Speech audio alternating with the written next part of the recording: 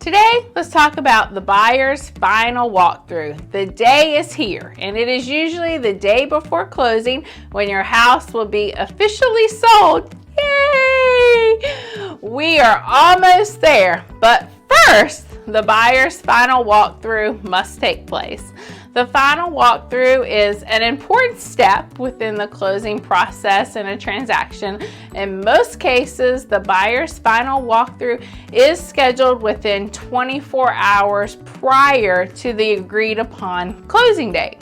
So, although there are some circumstances where that final walkthrough might not be until the day of closing, it usually is the day before. Essentially, the final walkthrough is the opportunity for the buyer to come back to the property to ensure that the house is still in good condition and confirm that any of those agreed upon repairs that you, the seller, had to complete have been completed and that there aren't any new issues. The buyer and their agent will come through, they'll perform a thorough inspection of the property to ensure that everything is still in the same working order. The buyer is going to want to make sure that everything that is listed in the purchase agreement as staying with the property or conveying with the property is in fact still present at the property at that final walkthrough. Usually the buyer and the buyer's agents are the only ones that attend that final walkthrough, and that gives the buyers some freedom to inspect everything at the property at their leisure. So the sellers, they're not there when all this happens.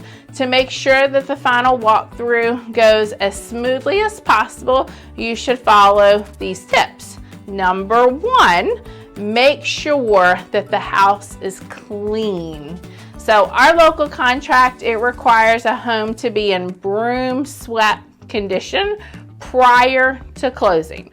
So what this means is that the real estate property that you're selling, it has to be clean, swept, preferably vacuumed, cleared of any trash and all the clutter. You got to take everything with you. The new homeowner, they're likely going to do a deep clean after moving in, but you as the seller, you still need to make sure that you aren't leaving them with a dirty home.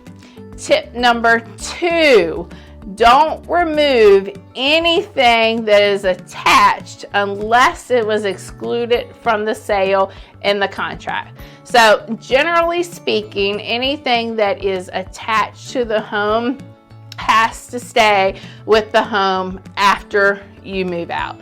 So this includes things like, of course, light fixtures and your water heater and your HVAC system, any of those large appliances like ovens, stoves, dishwasher, and anything else that is bolted down, nailed down, or mounted. Tip number 3, don't leave anything at all that the buyers haven't agreed to keep in the property. And the buyers, they probably do not want your old yearbooks, your old pieces of wood, your old holiday decorations. So make sure you take everything with you. Tip 4, make sure you take care of any agreed upon repairs. It's best for the sellers if you have a receipt that is detailing each project, because we have to give that to the buyers. And tip number 5, hold on to shutting off any utilities until the buyer has a chance to transfer them over upon the closing day. And remember, very important, our contract does state that utilities have to stay on until closing. So if you shut the utilities off, your home doesn't have electric or in some cases gas for the final walkthrough, which then prevents the buyer from checking everything out at the final walkthrough. So a good rule of thumb is to leave the house in the same condition you would expect when you are moving into a new home. When selling your home, the best way to ensure that you are fully prepared for the final walkthrough as the seller is to read your purchase agreement. Know the terms of the agreement that you agreed to, because that purchase agreement is going to lay out what you need to do for the sale to be successful in terms of the house's condition, the repairs that need to be made, and any items that have to be left with the property.